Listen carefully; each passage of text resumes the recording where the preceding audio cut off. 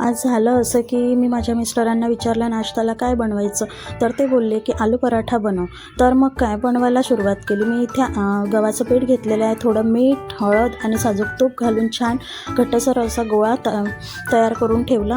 आणि एका पॉटमध्ये थोडं जिरं, 2 हिरव्या मिरच्या, 2-3 पाकळ्या लसणाच्या बारीक करून घेतल्या आणि एका साईडला आलू बॉईल करायला ठेवले होते, ते मॅश करून घेतले मी. आणि त्यामध्ये कोथिंबीर, वाटण, हळद, लाल तिखट, मीठ आणि धने पावडर टाकून छान मिक्स करून घेतलं. हे आपलं सारण तयार. त्यानंतर इथे मी गव्हाचं पीठ भिजवून ठेवलेलं होतं, ते आता छान गोळे करून त्याला लाटून घेऊया. मी आधी 2 पात्या वेगवेगळे लाटून घेते. त्यानंतर मग आतमध्ये त्याचं सारण भरून घेणार. इथे मी लाटून घेतलेलं आहे. आता हाताने थोडं थोडं सारण फैलवून घेणार. त्यावर मग नंतर दुसरी पोळी घालणार.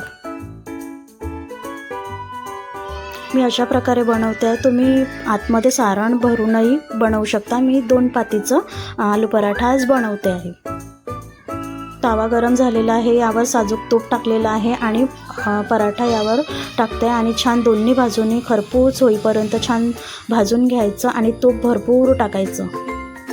खरंच असा आलू पराठा एकदा नक्की करून बघा. खूपच टेस्टी आणि भारी लागतो. आलू पराठा तयार. तुम्ही हा पराठा पुदिन्याच्या चटणीसोबत किंवा टोमॅटो केचप बरोबर किंवा नारळाच्या चटणीसोबत वगैरे खाऊ शकता.